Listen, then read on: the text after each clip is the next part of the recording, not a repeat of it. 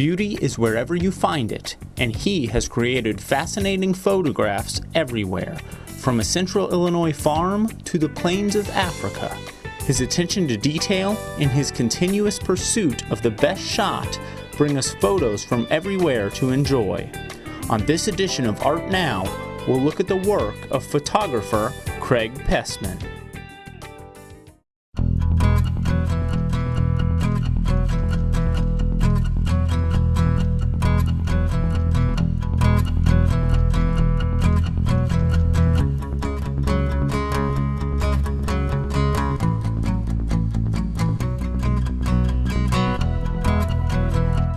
Hi, welcome to Art Now, a program where we talk to artists whose work is part of our community. I'm Pat Sammann, and I'll be your host. Our guest today is Craig Pessman. His interest in photography began back when he was in 4-H and in the photo club in high school. At the University of Illinois, he majored in agricultural communications with an emphasis on journalism and photography. Although he now works as a sales representative for IBM, he has continued his education in photography by taking classes from the National Association of Photoshop Professionals, the Great American Photography Workshops, and the Digital Landscape Workshops, as well as other online and private instruction. His worldwide travels and his extensive volunteer work have given him many opportunities to hone his craft. Craig, thanks for being with us. Thank you. Enjoy it. Great.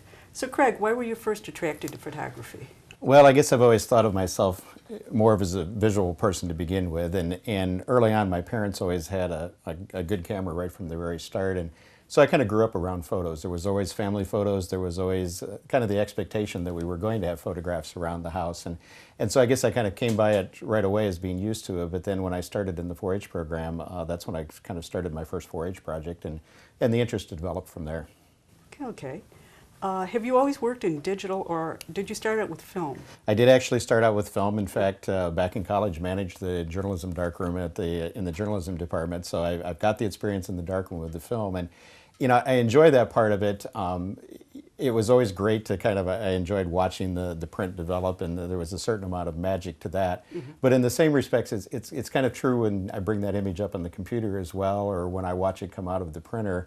I guess I don't miss the chemicals part of it, and it's sure a lot easier from that standpoint, but the tools that we have now I find are very interesting and give me the opportunity to experiment more than probably I would have in the days when I was worried about the cost of the film going through the camera too. All right, I understand that. Okay, I understand that you've used photography extensively in your volunteer work.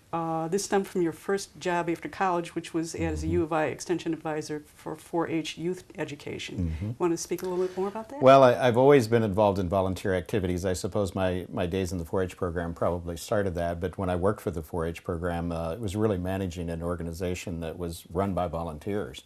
The leaders of the organization, the teachers, the leaders of the clubs, and throughout my life, I've had the opportunity to always be involved in some type of organization, whether it's Big Brothers, Big Sisters, 4-H, working with their leadership conference, some of the Illinois sports activities, fraternities, and those types of things. And I think it's important for us to give back the talents and the skills that we have, and photography has naturally been a part of those. So it seems like naturally when I get involved in a group, sooner or later, there's something to do with my photography as a part of it, whether it's building promotional displays or photographing their events for the record or putting together slideshows or something like that. So it's been fun to be able to bring that aspect of my life into the volunteer work as well. That's great. Now, you've worked hard to develop your own eye. Tell us about your friends' comments on the photos from the Barcelona trip you took together. Well, a couple of us actually were attending a conference in Barcelona for my work with IBM, and so we did have some opportunity to see the city, a great city architecturally, and great people and great food and everything.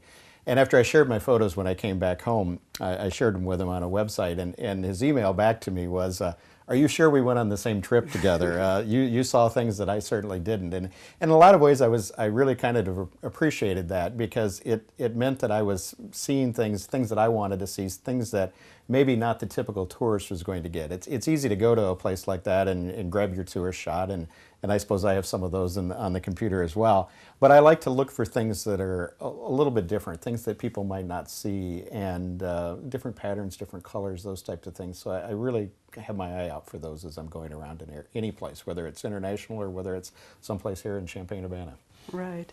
Do you have any process for doing this, or any rules that you follow? Well, I think one of them is you kind of have to learn to relax a little bit. When you go on a trip, you go out with the camera, sometimes it even takes myself, even here locally, a little bit of time to kind of slow down and begin to think about things and spend some time looking at a scene. It's very easy for a photographer to go by maybe a tourist attraction, for example, and take your typical quick snap and move on.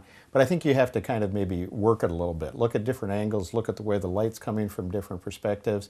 What do the colors look like at different times of the day? Do you want to go back there again at another time? There's been places when I've been driving around that I think, yes, sometime I need to go back there at a certain time of the day, different than what I'm seeing it right now. So I don't know that I really have rules so much as you need to think about what you're going after and what you're trying to accomplish with that shot there. Okay.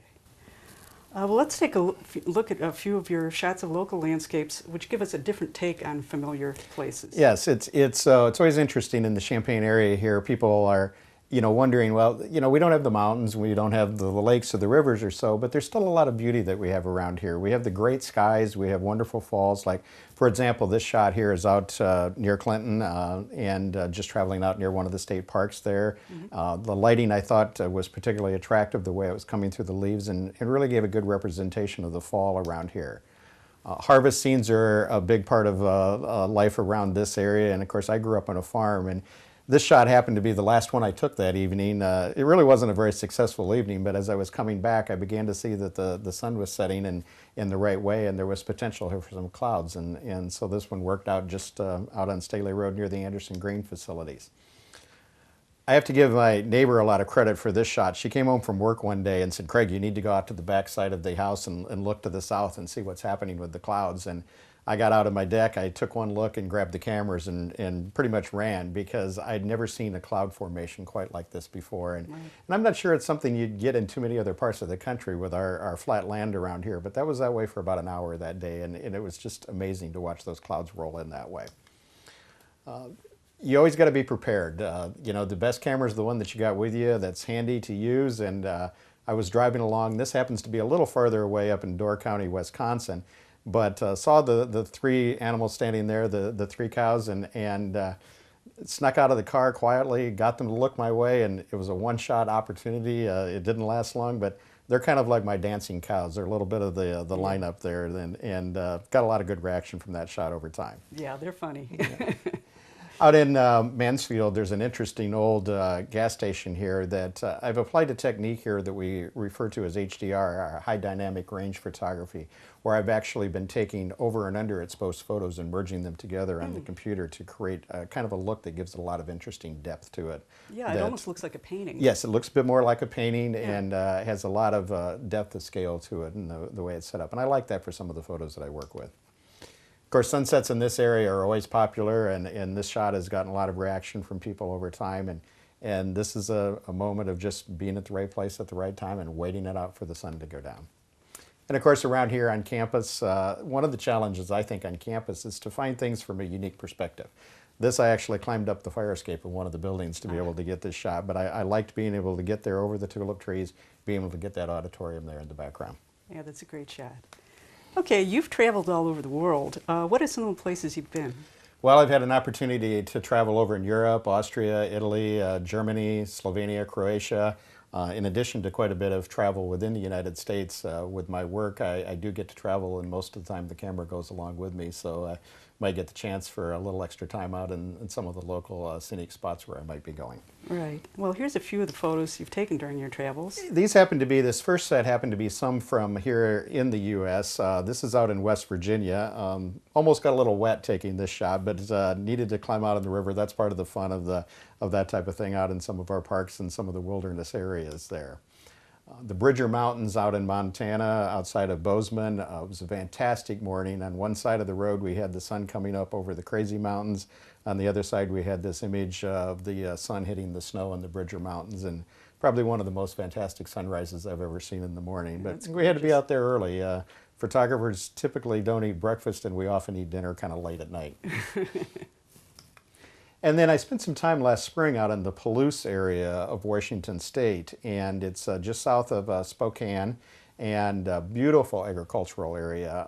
Probably not known for too much other tourism other than this, but the patterns and the crops are just amazing out there. And this shot of the fence row here with a single cloud was one of the first shots that I had to pull up on the computer when I got home. It was one of those that when I took it, I thought, yeah, this is one that I really need to look at, and has become one of my favorites from about 4 or 5 days of shooting out there, where I came back with several thousand images from it. Oh, wow. Okay, so when you're shooting a landscape, how do you find the right vantage point? Well, I think, when you're looking at a landscape shot, you really need to kind of, as I mentioned, work the shot a little bit. Look at different angles. Not always just standing with your camera at eye level. Sometimes I'm laying on the ground. Sometimes I'm climbing up on top of something.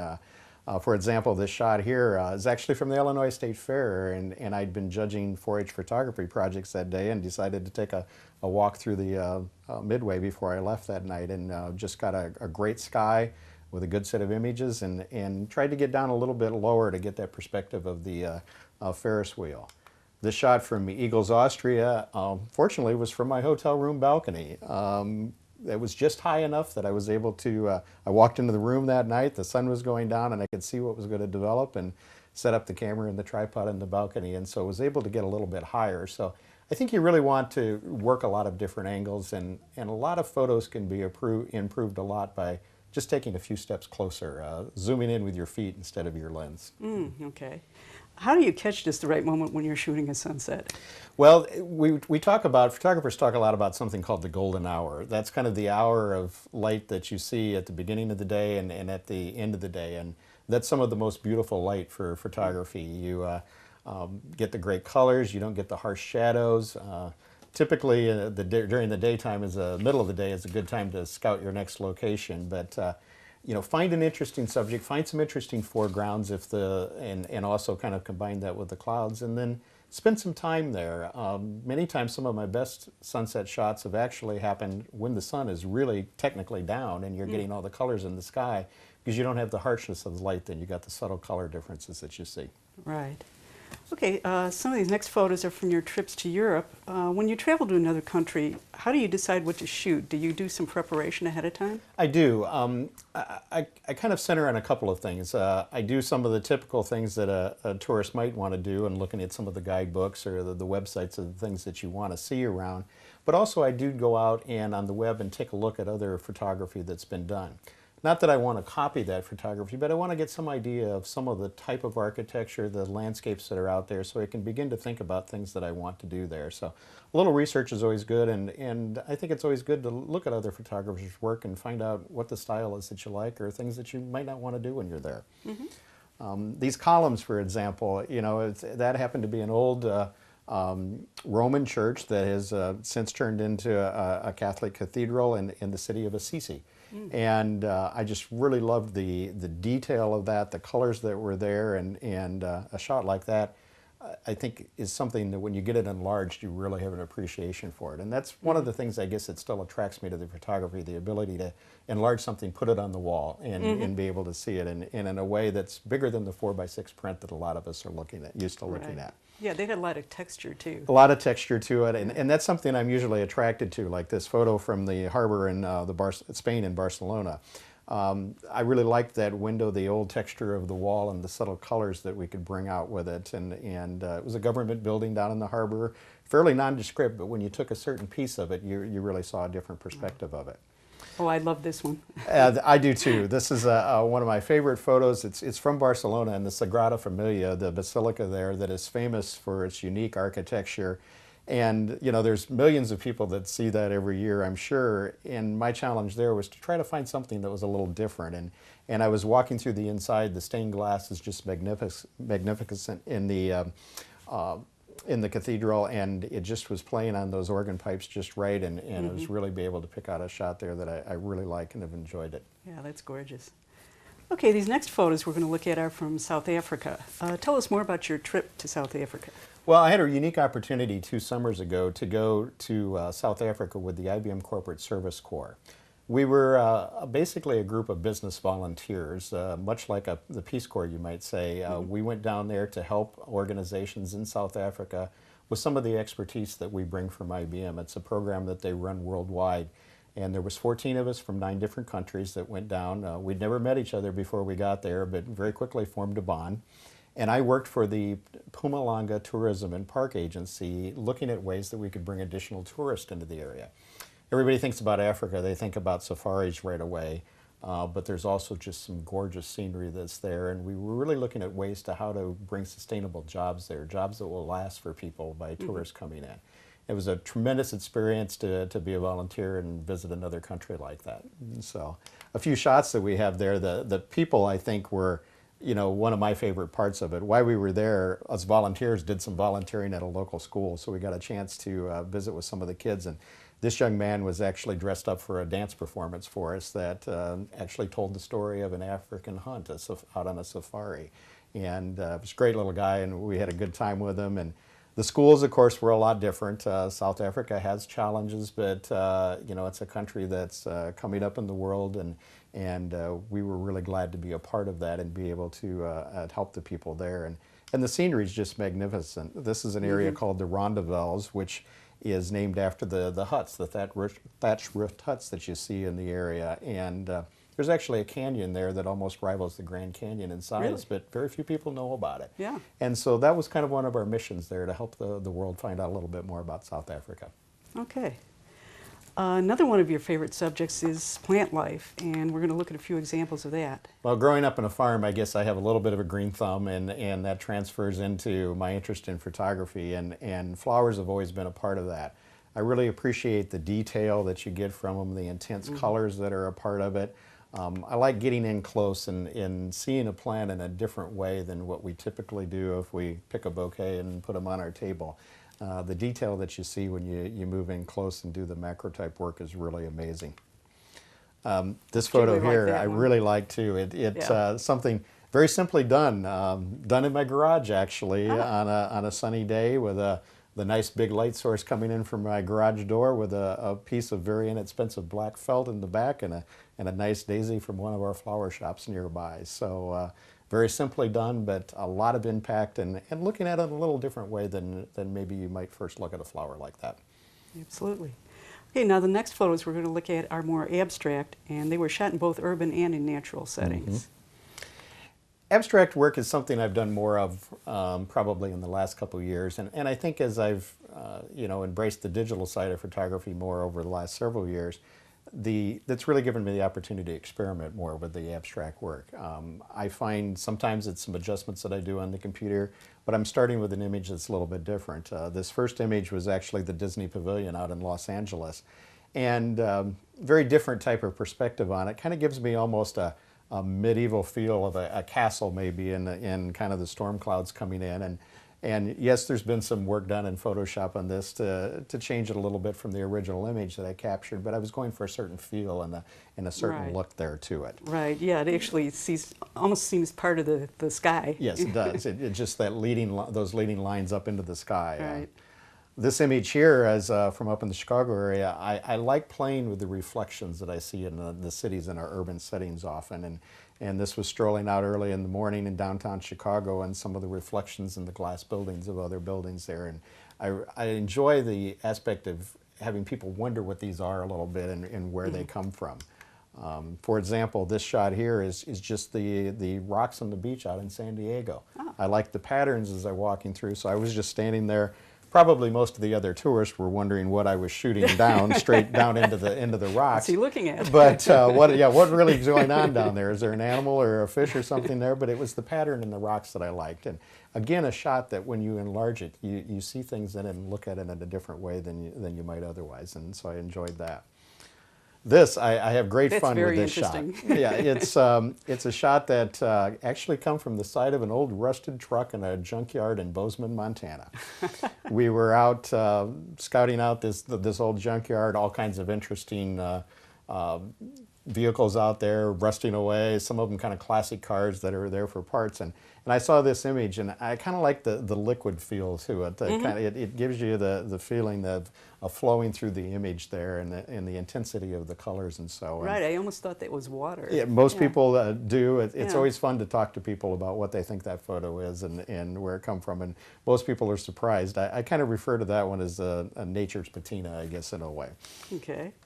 And this last shot here is one that I was walking through the streets in Barcelona, and fabric store, small shop. The woman had her door open and had these fabrics displayed very nicely. And I've since learned that the fabrics are actually from Africa, from a customer that actually purchased a photo from me of this. And I just thought the patterns were so colorful, and she had them displayed in a neat way. And it's just one of those simple, quick shots that I made it, moved on, and found something that worked out very well. Okay. When you take abstract shots like this, do you work by trial and error, or how do you do that? Do you take a lot of different shots? Sometimes I do. Sometimes, you know, I really spend quite a bit of time working with the scene and trying different angles and different exposures, brightness, darkness, and so.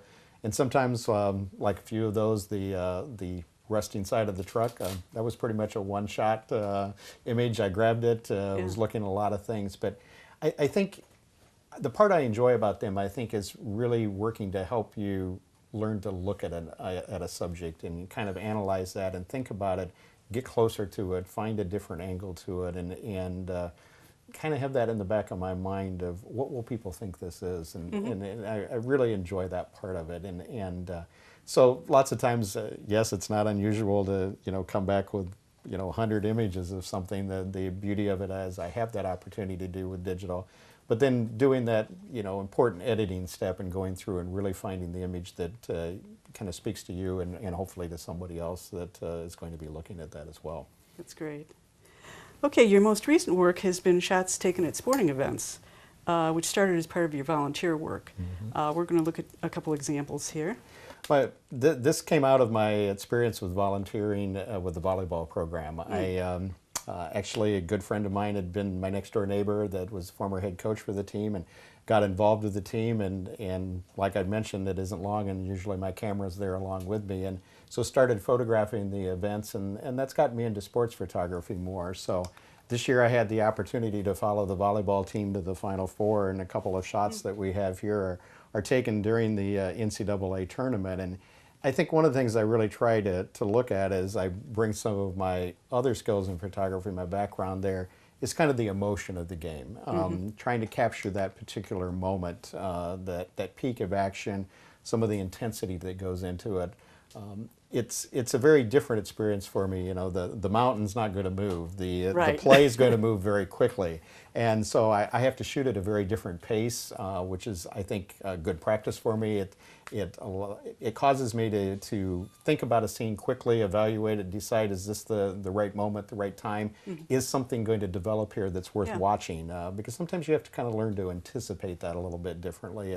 There's a different level of anticipation to that type of photography than maybe when I'm out looking for the scenic shot or so. I can go out and anticipate that I may be going to find a good landscape, but with the sports, I kind of have to know a little bit about the game and be able to anticipate what the action is that's happening there with that. Right. So I've really enjoyed that, and I've kind of branched out into a variety of different sports, and it's one of those things you always are practicing on to try to get better on that. Absolutely. Okay, well, I thank you for being with us today. Thank you. It was Enjoyed great it. talking to you about your work.